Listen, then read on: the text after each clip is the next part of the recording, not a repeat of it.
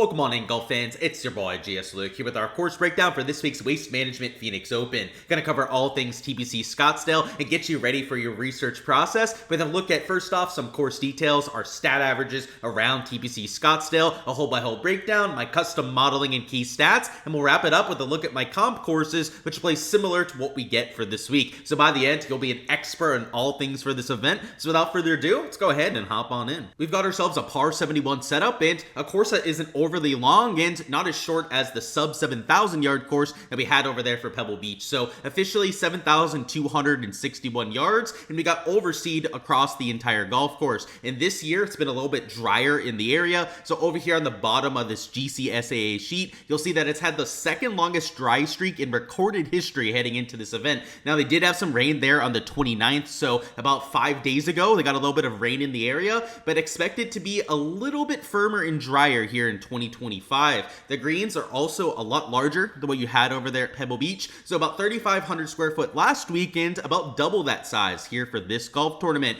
There's some bunkers around, some more water in play around this golf course. In fact, on 6 of the 18 holes, you're going to have that as a factor, and the scoring average is a little bit harder than what we had there at Pebble Beach. So your fairway average lower than your tour average. You do hit a fair amount of greens around here, but because they're large and they have some undulation to them, you'll see some three putts. The scrambling isn't all that easy compared to what you had there at Pebble Beach. The birdie average at about 3.5 per round, and your bogey average also about your PGA Tour average. So this isn't an extremely difficult course. It's not a birdie fest either. So you're usually going to see a winning score in that 10 to like 18 under par range. If it's a softer year, maybe they get to something like 20 under par, and if it's a real difficult year when it comes to the wins, there's a chance that it could go to single digit under par, but it's usually pretty calm out there in the desert. So for now, I'd expect something at around like 15 under par. And last year's champion was Nick Taylor. 2 years before that, you had Scotty Scheffler going back to back. So a lot of who's who of the world up here in the top 5, top 10,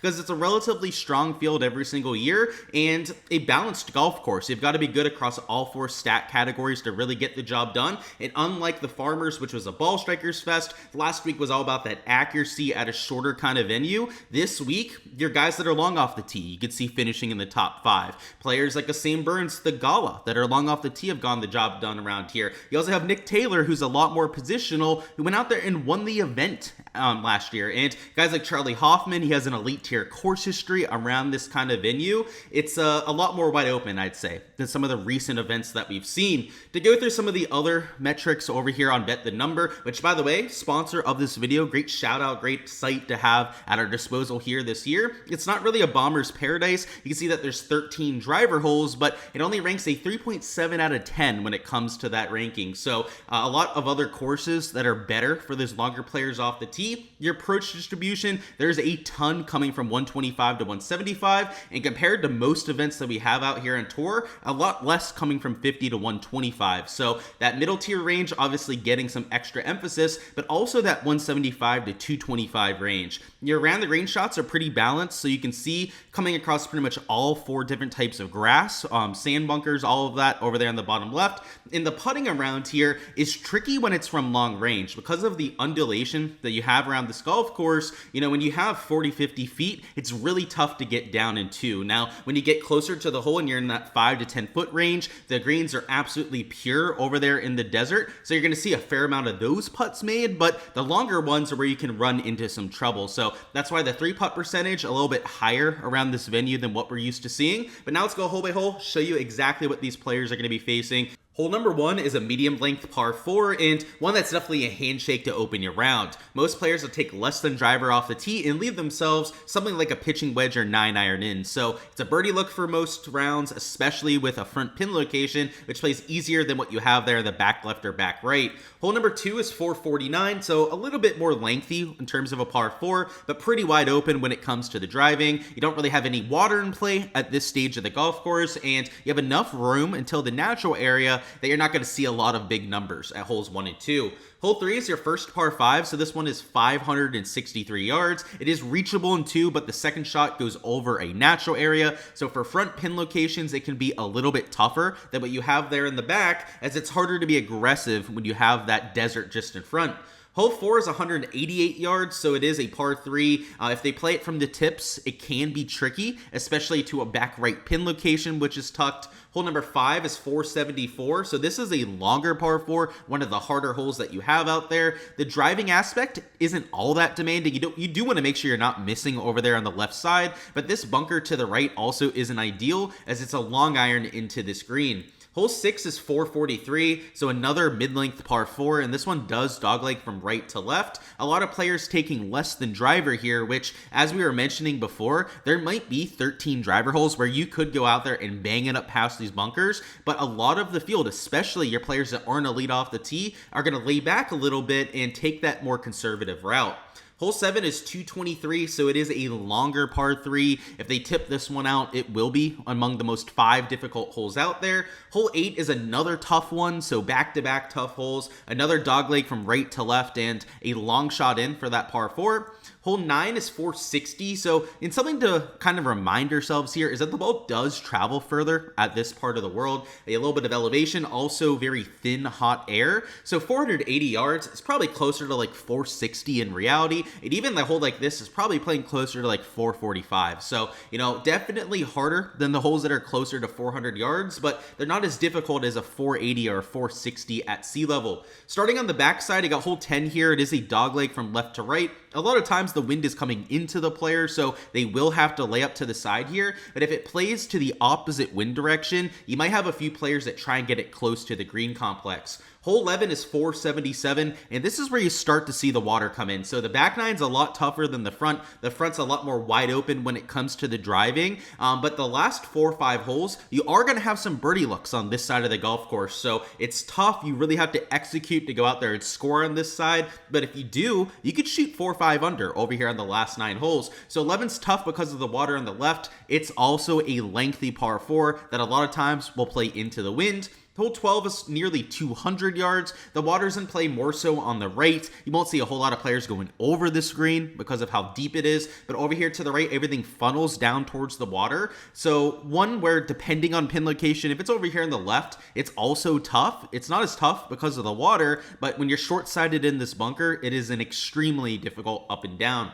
13's a par 5, so it is 563. This one is reachable in 2 in most cases. You have a little water down the right, but your long players can take that out of play. You're more so worried about this natural area to the right, which will gobble up quite a few golf balls. 14 is 497, so this is the longest par 4 that you have out here. A lot of times this one is shortened up though, so I know it says it's 500 yards. A lot of times it's going to play closer to like 470, 480 at the very most. Hole 15 is the most risk-reward par 5 that we have on the PGA Tour, in my opinion. Not only do you have the water down the left off the tee, a lot of people that are going to be bailing out to the right side, but then you have to make that same decision into the green, right? If you bailed out with your tee shot, you're probably not going for this green in 2 unless you've got a perfect lie or you're downwind. But if you hit the fairway, you once again got to figure out whether you want to go for it, because it's a little bit of an island green, which you hardly see on par 5s. I mean, if you hit the green, you're looking at a good eagle look because it's a smaller green. But if you miss, it could be a penalty shot.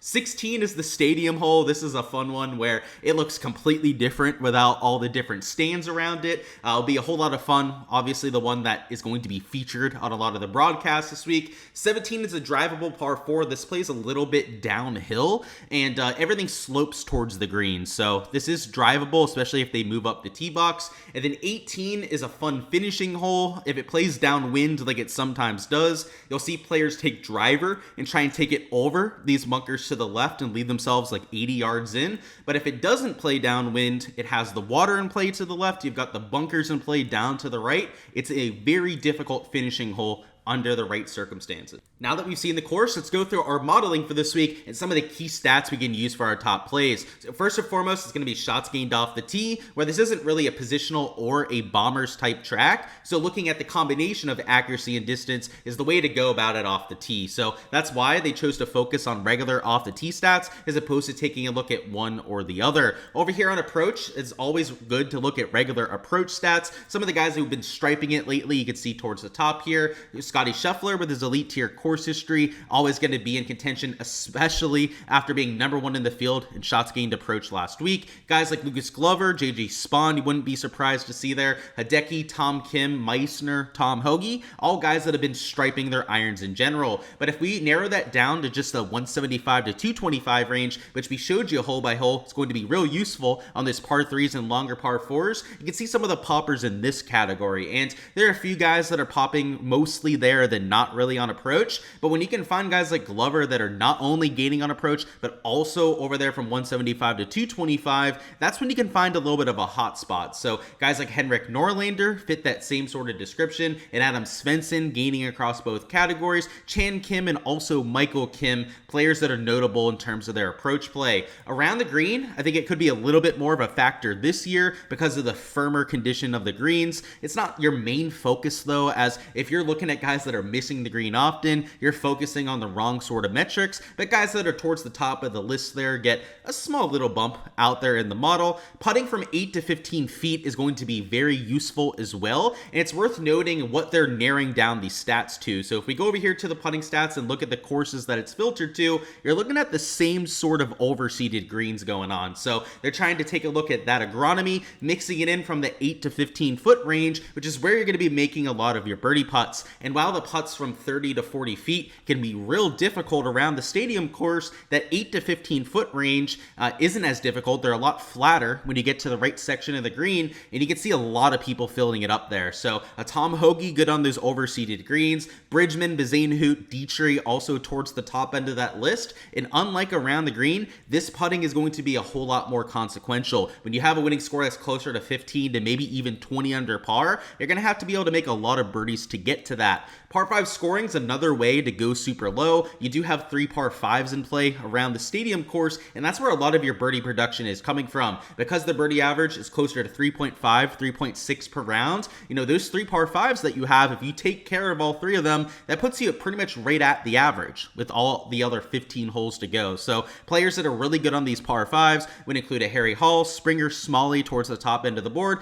a lot of bombers, and then surprisingly, guys like David Lipsky that aren't all that long off the tee. So this is where being long really has its benefit, is taking advantage of some of those scoreable par 5s. And then finally, apex height is another thing that Bet the Number threw in because of the fact that conditions are going to be firmer. With the greens rolling out more, it being harder to hit the ball close to these pins, having that high apex height is going to be especially valuable. So guys like a Frankie Sapin is also a bomber off the tee, is towards the top end of that list. You have guys like Matty Schmid, Ricky Fowler, Davis Riley, all players that launch the ball up into the air are going to be guys that are worth a little bit of extra attention on a week like this. So that's what Bet the Number's looking for in their players. And if we put it all together, take a look at the model ranking, number 1 is Scotty Scheffler, right? Winner 2 of the last 3 years. He's top 7 the last 4 starts out here, so not a surprise there. But Kurt Kitayama with the T8 finish last year, he also grades out very well. Davis Thompson had a T15 last year. He's there at number 3. Hayden Springer with the long iron stats, also the ability to launch it way up into the air. He hasn't played here before, but he had a T6 over there at the Farmers. It is now popping up there, so that's potentially worth a few looks.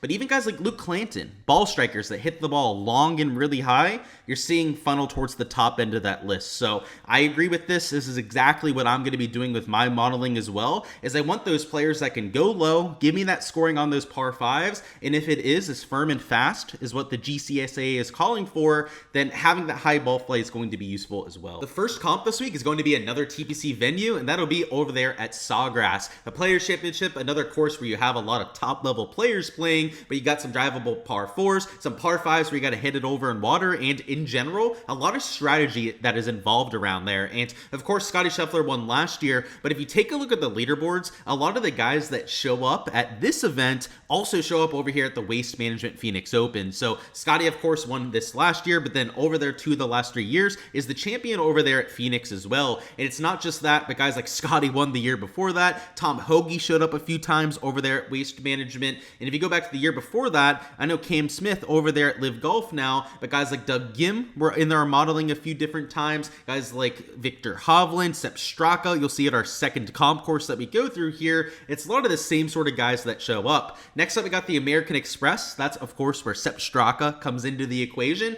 But the American Express played a lot firmer this year than what we're used to seeing. So a lot of times I don't look at the Amex for a comp, even though it is a desert-style golf course, because it plays so easy. It's like 28 under par. You still had a lot of scoring out there in 2025, but the stadium course in particular played very similar to what we're going to get for the Waste Management. So you can only look at it for 2 out of the 4 rounds, right? It's a 3-course setup, but those 2 rounds at the stadium course, I think could be pretty valuable for what we're going to get this week. So Sepp Straka obviously won it, but guys like JT had a really good go of it. Jason Day with his high ball flight. Any of the guys that were showing up on this leaderboard that are also going to be there at the Waste Management are worth some extra consideration. And just to really hammer home the fact that I think it was a good comp, look at Charlie Hoffman and his success at that stadium course. This is an event at Waste Management where he's just gone out there and printed money every single year. Now that he went to the Amex and it played to that same kind of style, he goes out there in top 5s, an event where, you know, he won it way back in the day, but hadn't had that much success at the course since then.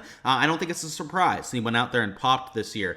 Before that, I think the Amex is the best comp for this year just because of the conditions. But even 2023, 2024, you got the same type of greens and it is a desert style golf course. So I don't think it's the worst thing to look at over the last few seasons. And then the last one here is the Shriners Children's Open. This is a fall series event at another TPC course, which can play a little bit firm and fast depending on the year and the kind of weather that they have heading into it. But this year was a little bit firmer and a little bit fiery than what we're used to seeing. So JT Poston went out there and won, but there's Doug Gim again, and he's just showing up everywhere. It's kind of strange out there with the Gim Reaper, but you have Rico Hoey, Matty Schmid, high ball flight sort of players that we usually look for at this sort of course. Davis Thompson, Taylor Pendrith also launched the ball relatively high. Same thing with Kurt Kitayama. And the year before that is where Tom Kim went out there and won. But Adam Hadman, he's known as a desert cat, plays really well at the Shriners. This week also at the Amex. He finished in second there in 2023. There's Pendrith once again. There's JT Poston. So he seems to really like that course setup over there at the Shriners.